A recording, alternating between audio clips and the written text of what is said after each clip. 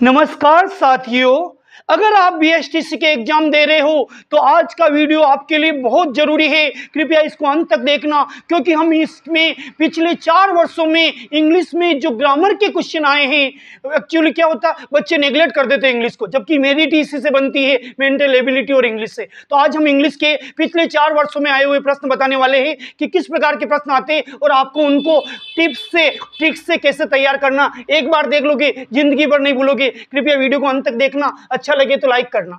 देखिए, प्रीपोजिशन वाले प्रश्न आते हैं। Fill in the blanks correct words, यानी कोष्टक में सही शब्द भरना है, रिक्त स्थान में सही शब्द भरना है। कोष्टक में आपके 4 अवयव आएंगे, उनमें से एक चुनना है। तो ही वॉज इन्वाइटेड बाय मी, रिक्त स्थान द डिनर। तो आपको मैं बताता हूँ, शाम के भोजन को डिनर कहते, सुबह के भोजन को लंच कहते और नाश्ते को ब्रेकफास्ट कहते हैं। तो ब्रेकफास्ट, लंच और डिनर ये नाम आ जाए तो प्रीपोजिशन में क्या लगता है? एट। पक्का ध्यान रखना। ब्रेकफास्ट जिसको हम सुबह सुबह लेते हैं, लंच सुबह का भोजन, डिनर रात का भोजन, शाम का भोजन, उनके पहले प्रीपोजिशन के रूप में क्या लगता है? एट। पक्का याद रखना, ब्रेकफास्ट, लंच और डिनर, इनके पहले क्या लगता है? एट। अगला प्रश्न है, माय फ्रेंड इज स्टैंडिंग, रिक्त स्थान राम एंड श्याम। दो व्यक्तियों की तुलना हो रही है। दो नाम जब भी आए आपको प्रीपोजिशन में लगाना है बिटवीन। क्या लगाना है बेटा? Between. My friend is standing between Ram and Shyam, मेरा दोस्त राम और श्याम के मध्य खड़ा हुआ है। जब दो नामों का नाम आए, दो नामों की तुलना हो तो प्रीपोजिशन के रूप में बिटवीन लगता है। पक्का याद रखना। दो से अधिक हो तो अमंग, और दो व्यक्तियों की तुलना हो, दो नाम आए, समझ जाना आपको बिटवीन लगाना है। अगला प्रश्न है, my sister goes to school, मेरी बहन स्कूल जाती है, रिक्त स्थान फुट। फुट यानी पैदल। अगर फुट वाला प्रश्न आए, यानी कोई इंसान पैदल जाता है, स्कूल जाओ, बाजार जाओ, ऑफिस जाओ, कहीं पे भी पैदल जाओ, तो ऑन फुट लगता है। तो इसमें प्रीपोजिशन के रूप में ऑन लगेगा। तो यहाँ रिक्त स्थान में क्या लग जाएगा? ऑन। वह अवयव शब्द में जो भी हो वो सही कर देना। My sister goes to school on foot, मेरी बहन पैदल स्कूल जाती है। तो हमेशा ध्यान रखना, फुट के पहले क्या लगता? ऑन। बस इतना ध्यान रखना। ऑन फुट का मतलब होता है पैदल। आपकी बहन जा रही है, आपका भैया जा रहा है, आप खुद जा रहे, आपके पापा जा रहे, कोई भी जा रहा है, पैदल जा रहा है तो ऑन लगेगा। अगला प्रश्न, आई बोट दिस पेन, मैंने ये पेन खरीदा। ये तो मार्कर पेन है, थोड़ा महंगा आता, जो बच्चे खरीदते हैं उस पेन की बात हो रही। आई बोट दिस पेन, मैंने ये पेन खरीदा फॉर 5 रुपीज। कोई भी चीज खरीदते ना उसके लिए क्या लगता है? फोर। कोई भी ठोस वस्तु जब खरीदी जाती है तो उसके लिए फोर लगता है। क्या लगता है? फोर। अगला, ही इज फॉन्ड, फॉन्ड के बाद लगेगा ऑफ, ये फिक्स प्रीपोजिशन है। फॉन्ड ऑफ यानी शौकीन। He is fond of ice cream, वो आइसक्रीम का शौकीन है। I am fond of ice cream, मैं आइसक्रीम का शौकीन हूँ। तो फॉन्ड के बाद क्या लगता है? ऑफ। अगला है, the exam will start on Monday, दिन और दिनांक के पहले ऑन लगता है। पक्का ध्यान रखना, दिन और दिनांक के पहले क्या लगता है? ऑन। तो बताओ, मंडे दिन है और कोई भी दिनांक हो, कोई भी दिन हो, उसमें प्रीपोजिशन क्या लगेगा? ऑन। अगला है, माई ब्रदर वाज बोर्न, मेरे भाई का जन्म हुआ था। इसमें दिनांक आ गई 27 अक्टूबर, तो यहाँ पे ऑन लगेगा। ये पक्का नियम है और एग्जाम में आता भी है। दिन और दिनांक के वाले वाक्य आ जाए उसमें आप रिक्त स्थान में ऑन लगाना। कुछ भी नहीं सोचना, ज्यादा सोचने से सोच आने लगती है। अगला प्रश्न, the peon rings the bell. देखो, ये घड़ी का समय है और घड़ी के समय के पहले 8 लगता है। पक्का ध्यान रखना, घड़ी में 1 से लेके 12 से लेके वापस 12 बजती है। जो भी घड़ी का समय हो उसमें रिक्त स्थान में क्या लगेगा प्रीपोजिशन के रूप में? 8। 88। अब इसकी हिंदी करना चाहो तो the peon rings the bell 8 से उन्हें चपरासी सुबह 7 बजे घंटी बजाता है, बच्चे अंदर जाते हैं। तो घड़ी के समय के पहले 8 लगता है। अगला प्रश्न, डिस्ट्रीब्यूट द फ्रूट्स, फ्रूट्स बांट दीजिए, रिक्त स्थान द बेगर्स। देखो, यहाँ दो नाम होते तो बिटवीन लगता। बेगर्स यानी दो से ज्यादा भिखारी, अनेक भिखारी। तो बहुवचन वाले वाक्यों में अमंग लगता है, AMONG। वापिस समझिए, डिस्ट्रीब्यूट द फ्रूट्स, फल बांट दीजिए, अमंग द बेगर्स, भिखारियों में। तो दो नाम आए, राम और श्याम, तो बिटवीन लगा। इसमें अनेक बहुवचन वाला वाक्य अमंग लगा। अगला वाक्य, ही केम इनटू द रूम, जब कोई व्यक्ति स्थिर अवस्था से गतिशील अवस्था में आता है, साइंस वाली थ्योरी काम आ रही है, तो क्या लगेगा? Through the window. खिड़की वाला वाक्य आ जाए आपको थ्रू लगाना है। पक्का ध्यान रखना, विंडो वाला वाक्य तो बेंडा नहीं होना है, विंडो वाले वाक्य में थ्रू लगाना है। ही केम इनटू द रूम, कमरे में आया, थ्रू द विंडो, इसका मतलब कोई गलत आदमी दिखता कभी विंडो पे, खिड़की से आया, थ्रू लगेगा। खिड़की के पहले थ्रू लगता है, ये पक्का नियम है। ए मैन इज स्टैंडिंग, कोई दरवाजे पर खड़ा हो तो 8 लगता है। A man is standing at the gate door, एक आदमी दरवाजे पर खड़ा हुआ है तो 8 लगेगा। कोई दरवाजे पे खड़ा हो तो 8 लगता है। अगला, my father goes to office, एक स्थान से दूसरे स्थान जाते तो क्या लगाते हैं, टू। देखो पापा जा रहे, कहाँ जा रहे, ऑफिस, तो पहले घर पे थे फिर ऑफिस जा रहे, यानी एक स्थान से दूसरे स्थान जा रहे तो क्या लगेगा, टू। अगला वाक्य, राम लिव्स इन लगेगा, बड़े शहरों के पहले इन लगता है, पक्का ध्यान रखना। बड़े शहरों के लिए, बड़े शहर का मतलब जो भी सिटी है, शहर है, डिस्ट्रिक्ट है, जिले है, उनके पहले क्या लगता है, इन। अगला वाक्य, we have been living in Rajasthan, हम राजस्थान में रह रहे हैं, बर्थ। तो ये ध्यान रखना, बर्थ के पहले सिंस लगता है। इसकी एक और पहचान बताता हूँ, यदि वाक्य में हैज बीन या हैव बीन हो तो प्रीपोजिशन के रूप में या तो सिंस लगता या फॉर लगता, लेकिन बर्थ के पहले क्या लगेगा, since. Last sentence, the cab seller was passing, टोपी बेचने वाला गुजर रहा था थ्रू द फॉरेस्ट। जैसे विंडो के आगे थ्रू लगा, ऐसे फॉरेस्ट वाले वाक्यों में भी थ्रू लगता है। आज हम इंग्लिश के टेंसेज वाले टॉपिक जो कि बीएसटीसी में पिछले 4 सालों में किस प्रकार के प्रश्न आए उसके हिसाब से बताने वाले हैं। प्रश्न ऐसे आएगा, fill in the blanks, correct form of the verb. रिक्त स्थान में क्रिया का सही रूप भरिए। इस लाइन का अर्थ क्या निकला, fill in the blanks, correct form of the verb.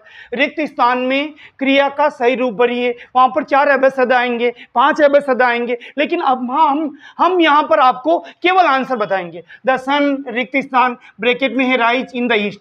सूर्य पूर्व दिशा में उदय होता है, तो राइज यानी उदय होना।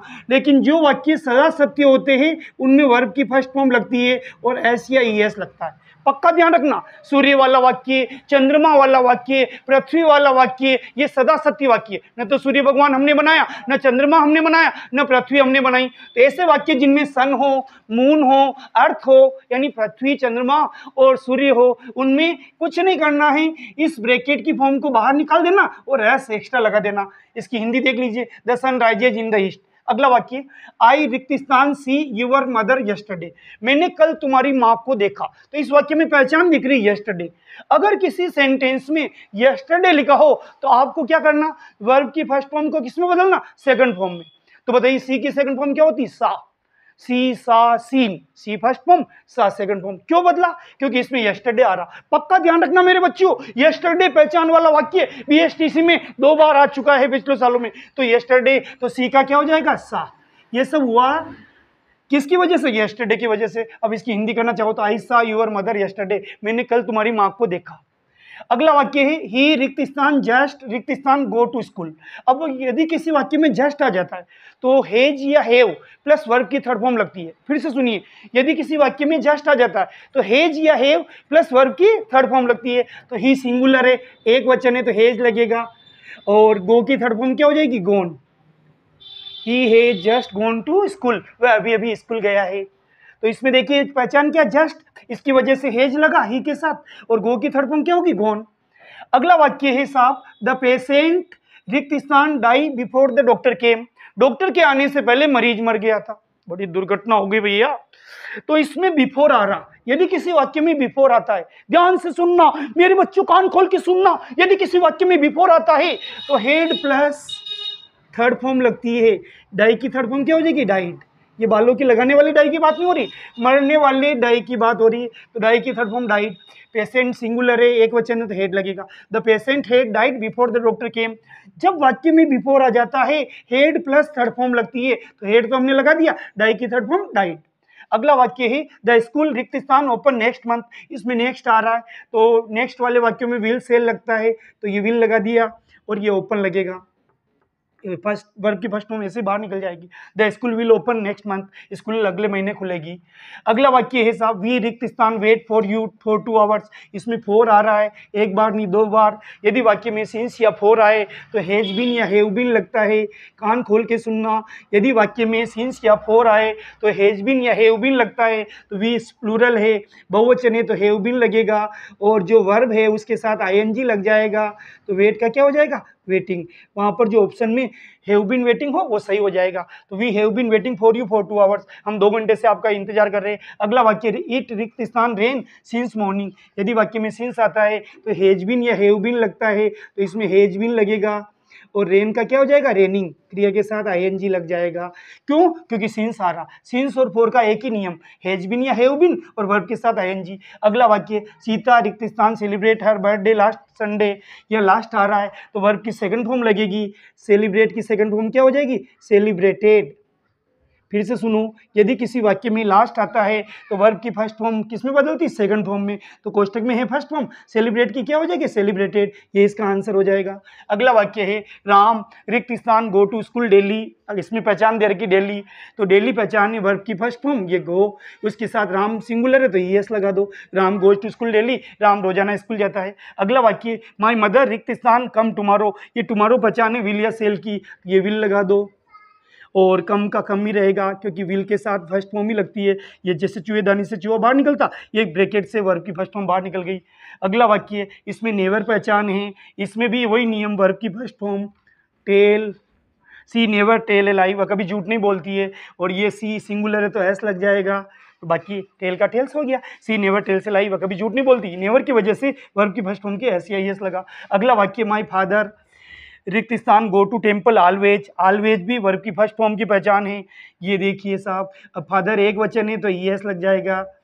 अगला वाक्य यूजुअली, वही नियम जो ऑलवेज का है, तो गेट का क्या हो जाएगा? Gets, he usually gets up at 6 AM, बस सामान्यतः सुबह 6 बजे उठता है, ये यूजुअली की वजह से गेट का क्या हो जाएगा? गेट्स। यस। अगला my uncle teach S English every day, every day भी वही पहचान है किसकी? वर्ब की फर्स्ट फॉर्म की, तो टीच का हो जाएगा teaches. Last sentence they make a noise at this time, ये एट दिस टाइम पहचान है EJMR और वर्ब के साथ ING की, तो दे के साथ आर लगेगा और मेक का हो जाएगा मेकिंग, वे इस समय शोर कर रहे हैं। वापिस सुनो, यदि वाक्य में एट दिस टाइम आता है तो EJMR लगता और वर्ब की फर्स्ट फॉर्म के साथ ING लग जाता। आज हम 2020 के BSTC के पेपर के इंग्लिश के क्वेश्चन बताने वाले हैं। 2021, 22, 23 की वीडियो हमने डाल दी है, बहुत अच्छा रिस्पांस मिल रहा है, कृपया उन वीडियो को जरूर देखें।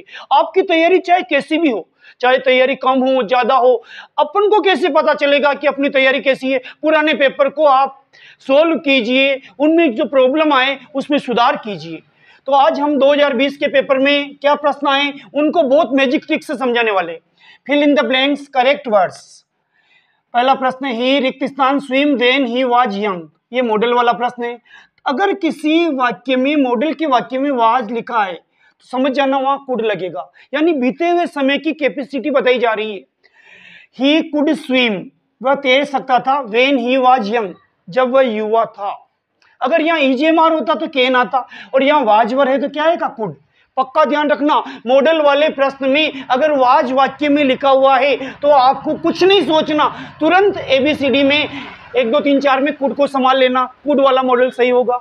अगला प्रश्न है साहब, बहुत अच्छा प्रश्न है। आई बोट दिस वॉच, मैंने ये घड़ी खरीदी, घड़ी में पहनता नहीं, आजकल घड़ी का स्थान मोबाइल ने ले लिया। आई बोट दिस वॉच रिक्त स्थान 2000 रुपीज, ये प्रीपोजिशन का प्रश्न है।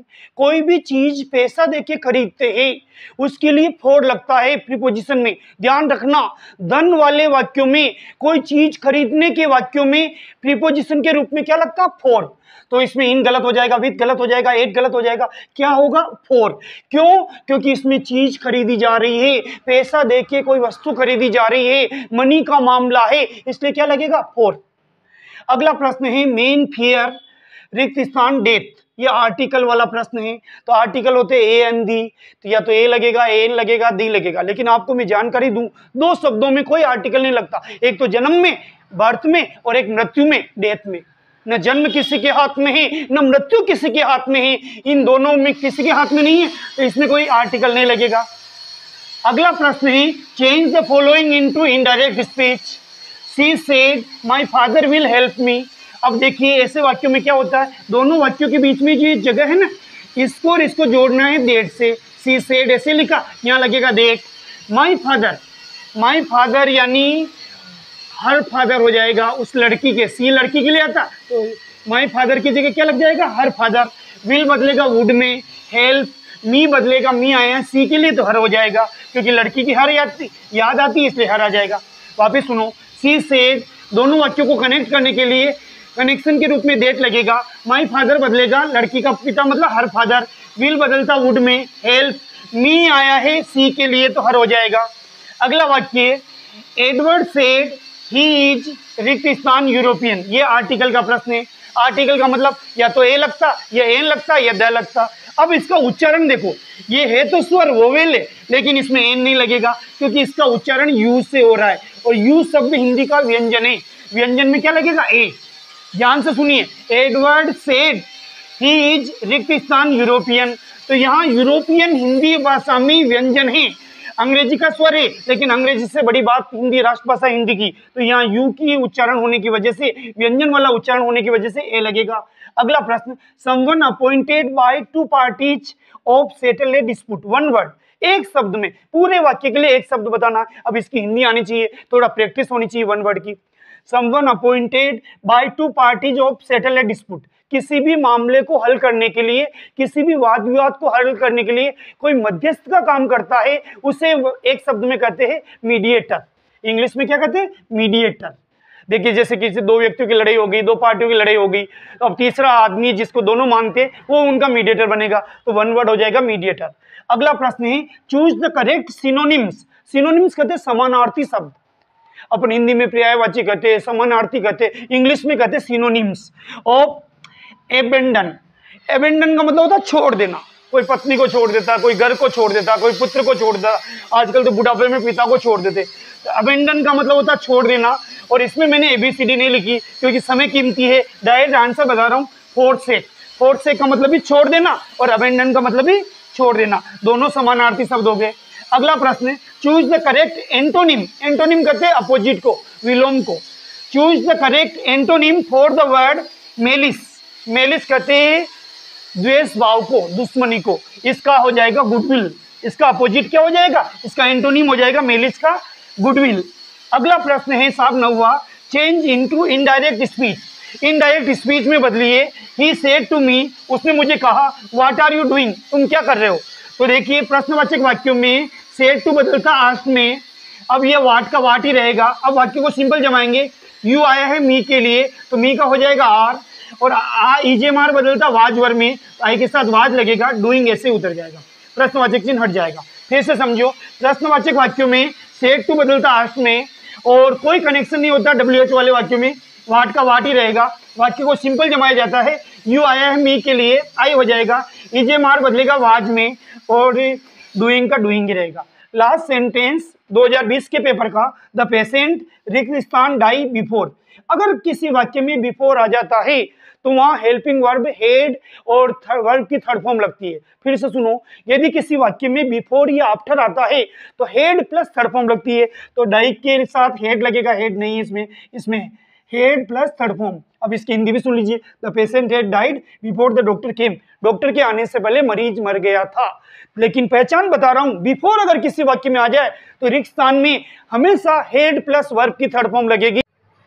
गुड इवनिंग मेरे बच्चों, आज हम BSTC की इंग्लिश ग्रामर में नरेशन पढ़ने वाले हैं। नरेशन यानी डायरेक्ट इनडायरेक्ट। जैसे मैं आपको कुछ बात बोलूँ, वो आपको अगर डायरेक्ट अभी मुझे देख रहे लाइव तो वो डायरेक्ट हो गई, और घर जाके कहोगे और मिस्टर AK सर क्या इंग्लिश पढ़ाते, तो आपने मेरी बात को किसी को कहा, वो क्या हो गई? इनडायरेक्ट। ये तो मैंने इसकी एक काल्पनिक बात, मतलब इसकी जो नींव है, इसका जो बेस है वो बताया। अब हम वाक्य पे आ रहे हैं। परीक्षा में वाक्य किस प्रकार आए, पिछले 4 वर्षों में क्या क्या आया, वो सब हम बताने वाले हैं।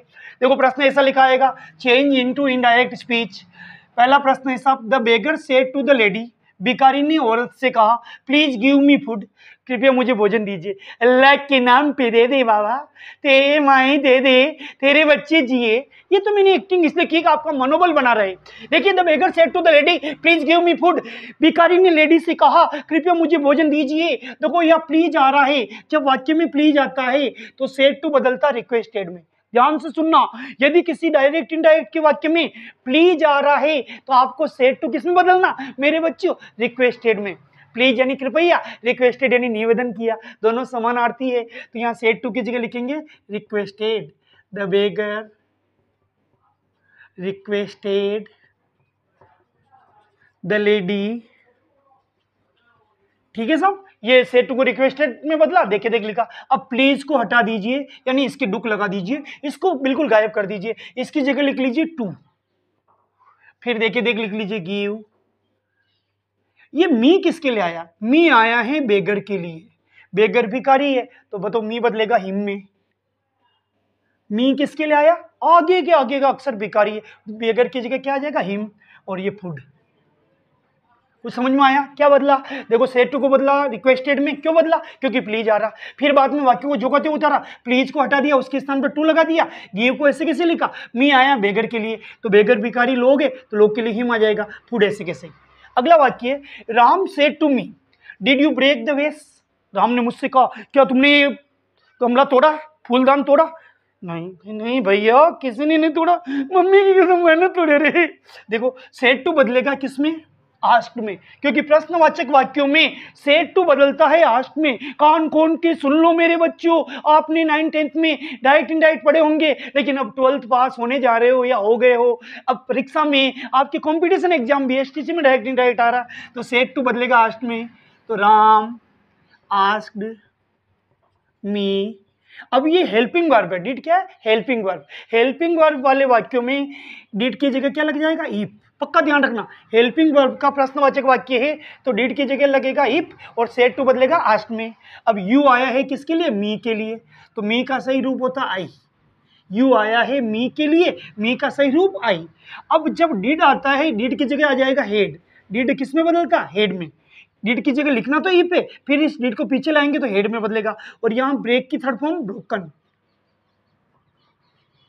और ये द बेस ऐसे कैसे। वापिस समझो, देखो सेड टू बदला आस्क्ड में, क्यों बदला? क्योंकि प्रश्नवाचक वाक्य है।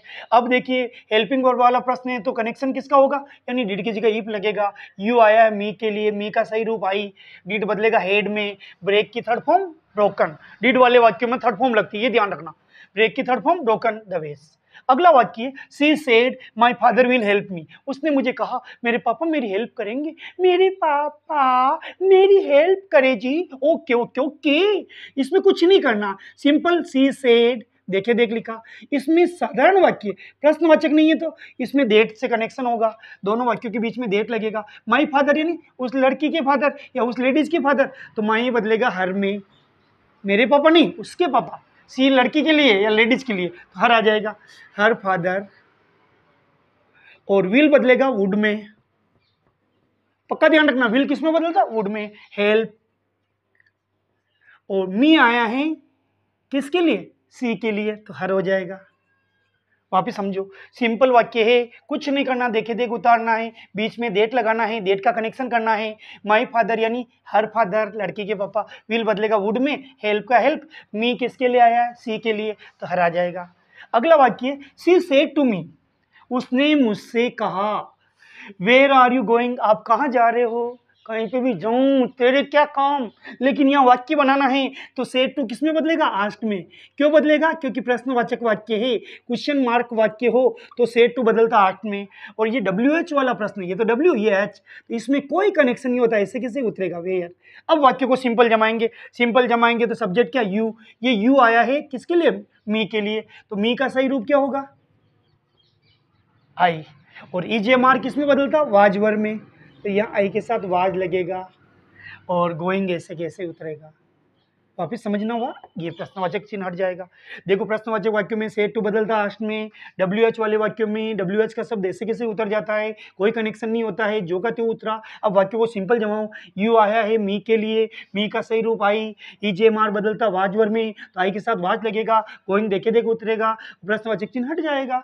अगला वाक्य, आई सेड टू रानी, मैंने रानी से कहा, is your mother at home, क्या तेरी मम्मी घर पर है? तो देखो ये भी प्रश्नवाचक वाक्य है, तो आई सेड टू बदलेगा आस्क में, रानी, आई आस्क्ड रानी। अब ये हेल्पिंग वर्ब वाला प्रश्न, तो किसका कनेक्शन होगा? इफ का। इज हेल्पिंग वर्ब है, EJMR हेल्पिंग वर्ब होती है तो यहाँ इफ लग जाएगा इज की जगह। यूर मदर, यूर यानी ये रानी की माँ, तो हर मदर, उसकी मम्मी। ओहो हो, रानी की मम्मी, रानी की हर आती है ना, लड़की की हर आती है इसलिए हर लगेगा। और एट, अब EJMR किस में बदलता? वाज वर्ब में, तो मदर एक वचन है, सिंगुलर है तो वाज लग जाएगा, इज बदलेगा वाज में, एट होम ऐसे कैसे उतरेगा। वापिस समझो, सेड टू बदला आस्क्ड में, क्योंकि प्रश्नवाचक वाक्य ये सहायक क्रिया वाला प्रश्न, इफ का कनेक्शन होगा। यूर मदर किस में? हर मदर में, वाज एट होम। अगला वाक्य, father said to his son, have you done your homework, तो सेड टू बदलेगा आस्क्ड में, फादर आस्क्ड हिज सन। अब है ये हेल्पिंग वर्ब है, ये WH नहीं हेल्पिंग वर्ब है, तो इफ का कनेक्शन होगा। यू आया है सन के लिए, तो क्या हो जाएगा? ही, सन पुत्र है तो ही लगेगा, ई हेज है बदलता हेड में, फिर देख लिख लो डन। यूअर होमवर्क, तो सन का होमवर्क यानी हीज होमवर्क। वापिस समझो, ये देखो साहब, ये सेट टू बदला आस्ट में, क्योंकि प्रश्नवाचक वाक्य है, हेल्पिंग वर्ब वाला प्रश्न है तो इफ का कनेक्शन हो गया, दोनों के बीच में इफ लग गया। वाक्य को सिंपल जमाओ, यू आया सन के लिए